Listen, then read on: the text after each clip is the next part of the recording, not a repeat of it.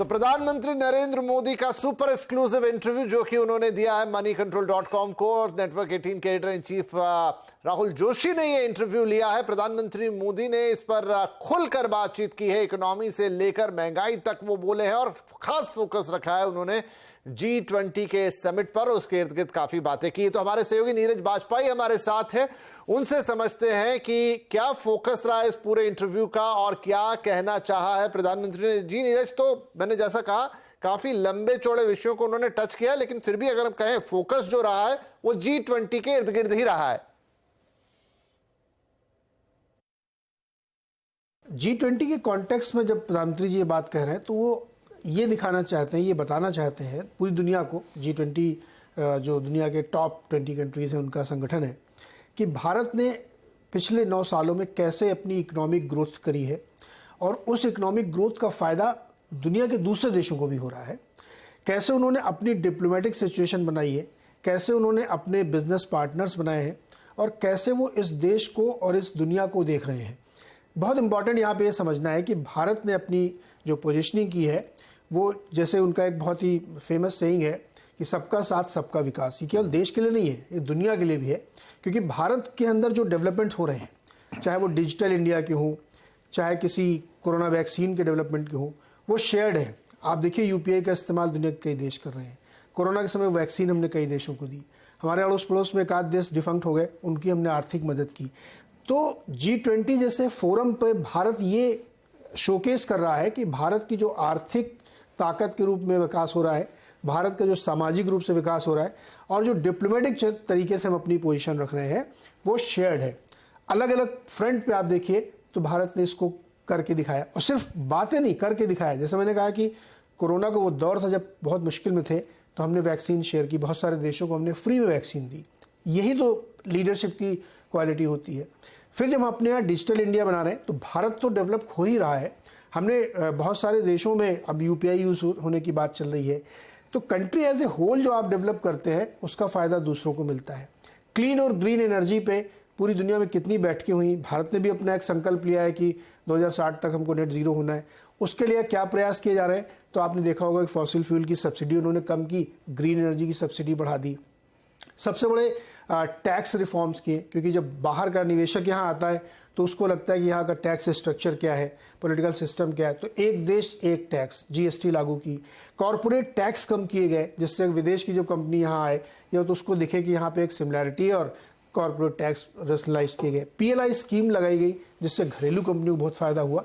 तो ओवरऑल जो एक जिसको कहते हैं सर्वांगीण विकास की तस्वीर G20 में भारत रख रहा है। और अगेन ये पूरी दुनिया के लिए है, मॉडल एक तरीके से हो सकता है, और इसका फायदा कोई भी देश ले सकता है। हम तो शेयर करने के लिए बिल्कुल तैयार हैं कि आप हमारी तकनीक का, हमारे विकास का, हमारे मॉडल का फायदा उठा सकते हैं। इस इंटरव्यू के अंदर वो चीज़ बताई गई है। जी नीरज, बहुत शुक्रिया इस सबक के लिए। तो जी हाँ, बिल्कुल इस इंटरव्यू में काफ़ी लंबी चौड़ी चर्चा हुई है। अब इस पे प्रतिक्रियाएं भी आ रही हैं, इस पे राजनीतिक प्रतिक्रियाएं भी आई हैं, इस पर बाजार के एक्सपर्ट्स ने या फिर कहें कि बिजनेस वर्ल्ड ने भी अपनी प्रतिक्रियाएं दी हैं।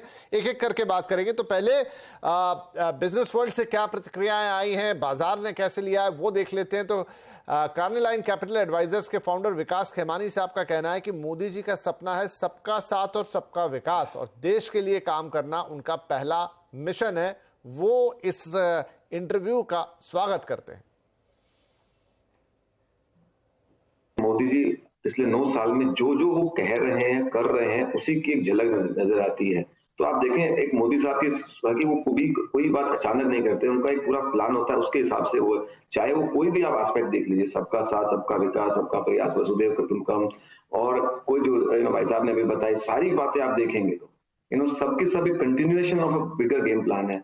अगर वो इंटरव्यू का आप लास्ट पार्ट देखें तो वो मुझे उन्होंने आप पूछा कि भाई आप 72 की उम्र में भी थकते नहीं है क्या, तो उनका एक कह रहे कि मैं, जब आप एम्बिशन और मिशन मोड में जो बताया कि मेरा कोई एम्बिशन नहीं है, मेरा मिशन है। ऐसे ऐसे मुद्दे उठाए हैं G20 में, चाहे वो क्लाइमेट चेंज को लेके हो, चाहे वो टेररिज्म को लेके हो, चाहे वो साइबर क्राइम को लेके हो। ऐसे जो सारे के सारे देश आज उससे उलझ रहे हैं, उससे स्ट्रगल कर रहे हैं। छोटे मुद्दों से उठ के बहुत बड़ी ग्रैंड अप्रोच लेने का जो मोदी साहब ने नेतृत्व दिया है देश को एंड विश्व को, ये मुझे लगता है कि आने वाले समय में भी बहुत अच्छे से माना जाएगा, याद रखा जाएगा। जब हम 20, 30, 40 साल बाद कभी इस पीरियड को याद रखेंगे तो कहेंगे कि ये इस पीरियड में भारत का जो मानसिक और जो भौतिक और सब तरीके से जो विकास हुआ, जो चेंज हुआ, माइंडसेट चेंज हुआ, कॉलोनियल माइंडसेट को खत्म करके एक नया भारत का उदय हुआ, वो इस पीरियड इस काल को उसमें जाना जाए।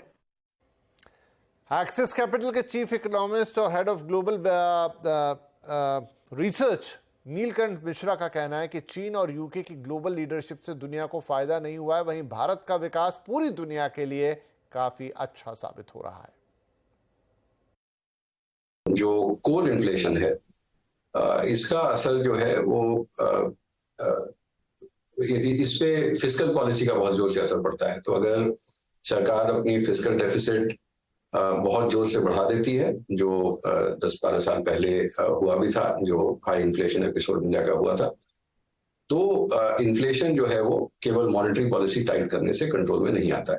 तो इस मुद्दे पे अगर भारत को देखें तो क्योंकि सरकार ने मैक्रो इकोनॉमिक स्टेबिलिटी को प्रायोरिटाइज किया है और फिस्कल कंसोलिडेशन पाथ्स पे सरकार बनी हुई है, तो उससे जो मीडियम टर्म वॉलेटिलिटी है इन्फ्लेशन में वो काफी कम हो जाती है।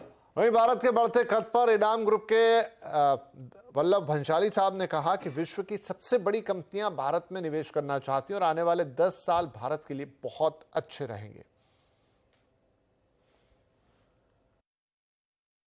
देखिए, जो पैसा भेजता है ना, वो कोई नारेबाजी से या इससे नहीं भेजता। वो सतही लेवल पे, जमीनी लेवल पर आपके चेंजेस देखते हैं, मार्केट को देखते हैं। तो पहले भारत में कई बार धोखा खा चुके हैं कमेंट्री सुन के जो लोग आए हैं, तो अब कमेंट्री सुन के नहीं आते।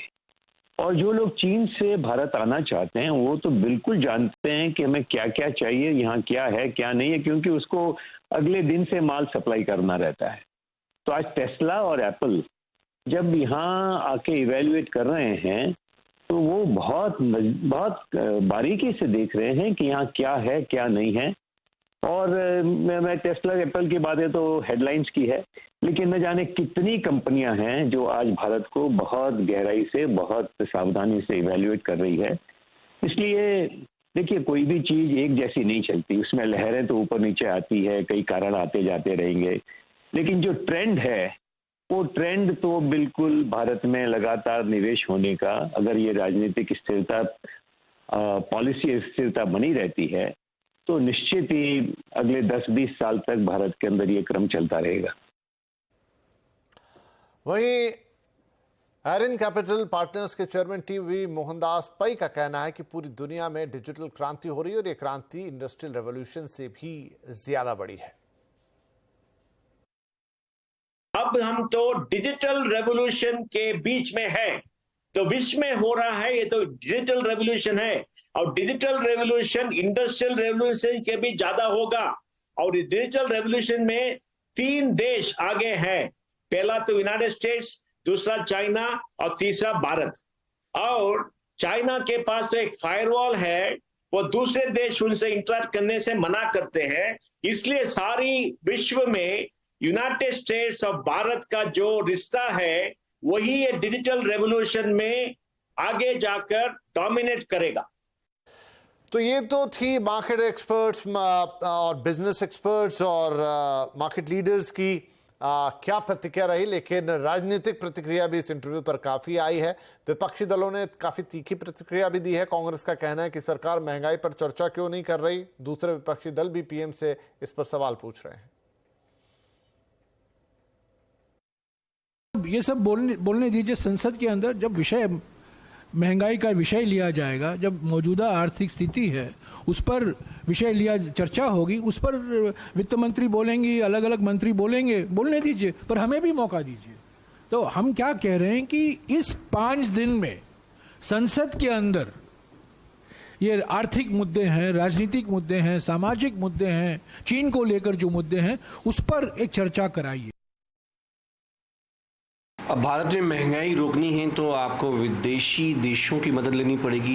ये तो पहला नया फार्मूला हम नरेंद्र मोदी जी के ज़ुबान से सुन रहे हैं।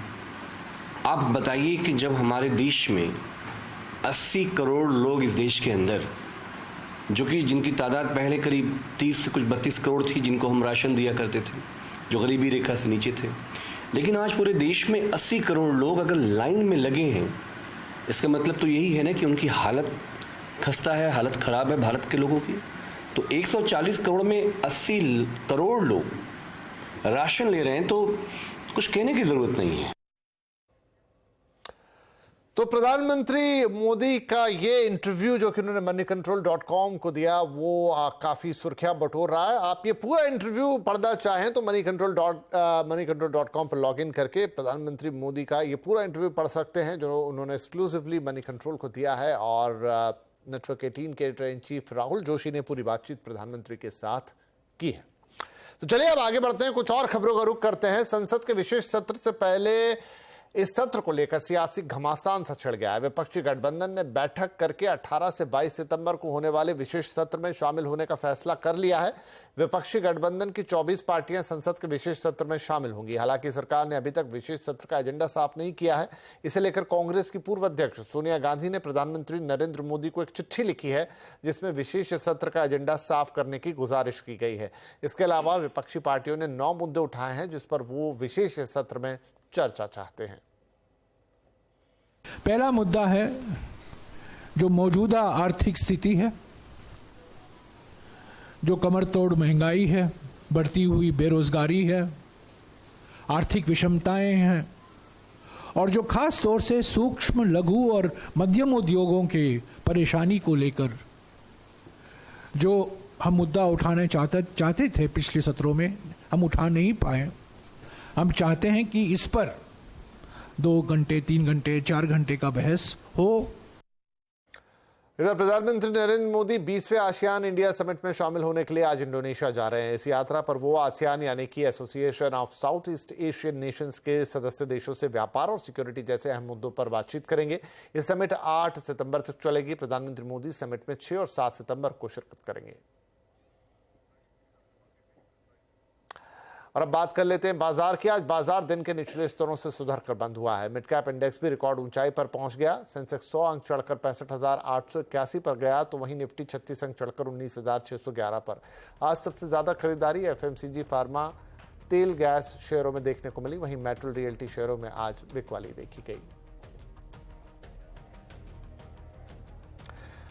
क्या आपके साथ भी ऐसा हो रहा है कि आप किसी सामान को कहीं रखकर भूल जाते हैं, या कोई जरूरी बात ऐन मौके पर आपको बिल्कुल याद नहीं आती? तो यह स्थिति गंभीर हो सकती है। तो ऐसी स्थिति से निपटने के लिए आप अपने ब्रेन को कैसे हेल्दी रखें, इस पर आज कंज्यूमर अड्डा में करेंगे खास चर्चा। और ये गाइडलाइंस आई है WHO की तरफ से, तो भूलने की बीमारी, डाइट मेमोरी वाली, हम आपको बताएंगे कि आपकी मेमोरी के लिए क्या है एक बेहतरीन डाइट। और ये डाइट कोई सिर्फ खाने पीने से जुड़ी नहीं है, इसमें और ढेर सारी चीजें शामिल, तो जरूर जुड़िएगा आज के कंज्यूमर अड्डा में।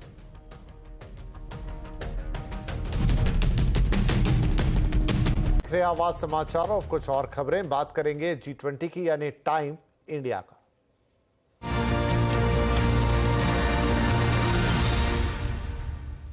9 और 10 सितंबर को दिल्ली में होने वाली G20 समिट के लिए जोर शोर से तैयारियां चल रही है। समिट में शामिल होने वाले विदेशी मेहमानों का आना शुरू भी हो गया है। मंगलवार को नाइजीरिया के राष्ट्रपति बोला अहमद टिनुबू समिट में शामिल होने के लिए दिल्ली पहुंच रहे हैं। वो इस कार्यक्रम में आने वाले पहले विदेशी मेहमान हैं। वहीं अमेरिकी राष्ट्रपति जो बाइडेन 7 सितंबर को 4 दिन के दौरे पर भारत पहुंचेंगे। राजधानी में होने वाले G20 समिट के दौरान 200 से ज्यादा ट्रेनों को रद्द किया गया है। कैंसिल ट्रेनों में भी सभी EMU ट्रेनें और कुछ मेल एक्सप्रेस ट्रेन शामिल हैं। कुछ को डाइवर्ट किया गया है और यूपी बिहार से आने वाली ट्रेनों को गाजियाबाद में ही स्टॉपेज दिया गया है। साथ ही पंजाब से आने वाली ट्रेन दिल्ली की बजाय बादली में रोकी जाएंगी। G20 के लिए क्या है रेलवे का ट्रेन हैंडलिंग प्लान, ज्यादा जानकारी दे रही है हमारी संवाददाता दीपाली नंदा। राजधानी दिल्ली में होने वाले G20 समिट के लिए रेलवे ने भी ट्रेन हैंडलिंग प्लान तैयार किया है और इस प्लान के तहत 200 से ज्यादा ट्रेनों को पूरी तरह से कैंसिल किया जा चुका है। खास तौर पर जो EMU ट्रेन्स हैं वो 8 सितंबर से लेकर 10 सितंबर तक पूरी तरह से कैंसिल रहेंगी। यानी जो ट्रेनें फरीदाबाद, हापुड़, मेरठ, गाजियाबाद से दिल्ली के स्टेशनों की तरफ आ रही हैं उनकी आवाजाही पर पूरी तरह से रोक लगाई जाएगी। वहीं कुछ मेल एक्सप्रेस ट्रेनें भी हैं जो लॉन्ग डिस्टेंस की हैं, करीब इनकी संख्या 40 के हिसाब से होगी, इन्हें भी पूरी तरह से कैंसिल किया गया है। साथ ही साथ इसी ट्रेन हैंडलिंग प्लान के तहत रेलवे ने यूपी और बिहार से आने वाली ट्रेनों को गाजियाबाद में स्टॉपेज दिया है और साथ ही साथ जो ट्रेनें जो लॉन्ग डिस्टेंस ट्रेनें हैं जो पंजाब से दिल्ली की तरफ आ रही हैं उन्हें एक्स्ट्रा स्टॉपेज बादली में दिया गया है। मकसद यही है कि नई दिल्ली रेलवे स्टेशन जहां पर इस वक्त मैं खड़ी हूं यहां पर कम से कम फुटफॉल हो, कम से कम भीड़ भाड़ हो, क्योंकि नई दिल्ली रेलवे स्टेशन बिल्कुल कनॉट प्लेस के साथ सटा हुआ स्टेशन है और G20 समिट के दौरान किसी भी तरह से सिक्योरिटी या सेफ्टी के हिसाब से कुछ चैलेंज सामने ना हो, कोई चूक सामने ना हो, इसी के मद्देनजर 200 से ज्यादा ट्रेनों को कैंसिल किया जा चुका है और लगातार रेलवे की तरफ से भी यात्रियों को ये एडवाइस दी जा रही है कि अगर वो 8 से 10 सितंबर के बीच ट्रेन से ट्रैवल कर रहे हैं तो NTES यानी कि नेशनल ट्रेन इंक्वायरी सिस्टम पर जरूर देखें कि क्या उनकी ट्रेन कैंसिल या फिर डाइवर्ट तो नहीं हो गई है। दीपाली नंदा, दिल्ली।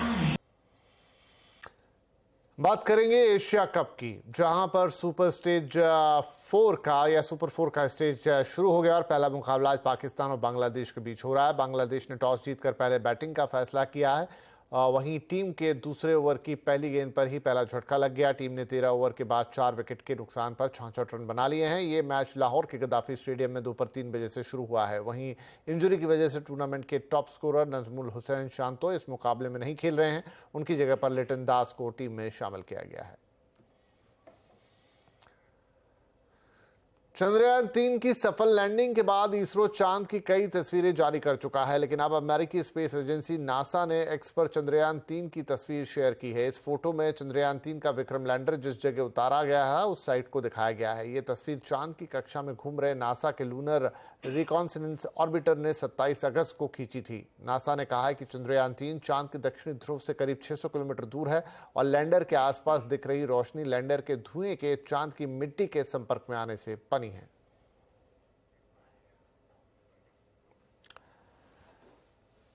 तो आवाज समाचार के इस एडिशन में फिलहाल इतना ही, लेकिन आगे आपके लिए होगा कमर्शियल कॉल। नमस्कार।